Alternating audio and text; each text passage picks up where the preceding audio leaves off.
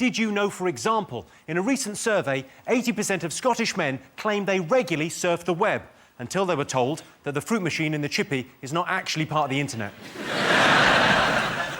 7% of 80-year-olds have used email, and it's even better for them because they love spam. 21% of people text whilst on the loo. They're on pay-as-you-go. And 47% of men would give up sex for 6 months in return for a 50-inch plasma TV. And 47% of women said, deal. Right, let's get started.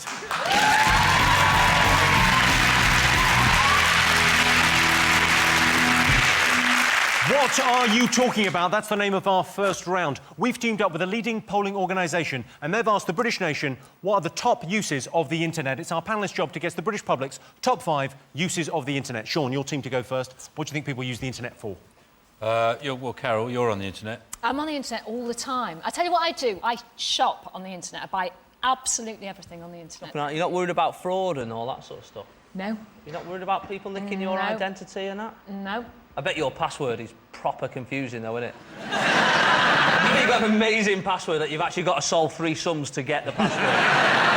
I buy a ton of books from Amazon, but I actually go to the factory and I never ever use their website. You just go to the depot in Leicester? Yeah, and there's one in Germany.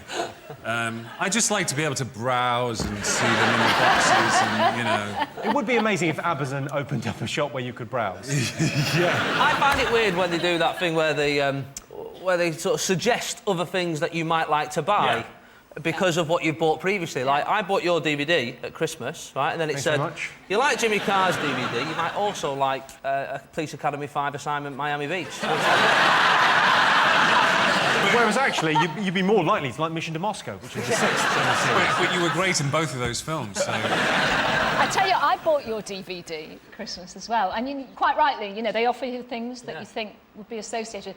And there's an inflatable bondage chair that came up on mine. But well, there must have been some other things that you bought as well.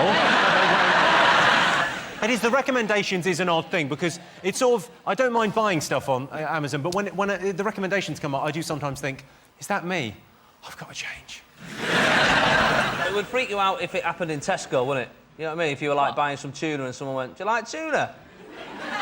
You tried it with pasta? It's well nice.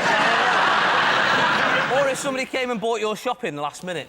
Like, you've done all the work, bought it, and you put your bid in for your shopping, you're lining up in Tesco and someone's gone, I think you'll find that's my shopping now. David, do you buy anything on... You buy eBay stuff, don't you? I recently bought on eBay a 5-foot actual-size inflatable giant penguin. And it's the first time ever in my life I have thought, wow, when my parents were my age, they had 2 kids in a house, and I have an actual-size 5-foot Right, let's have a look and see whether shopping is one of the top 5 uses of the internet. Yeah!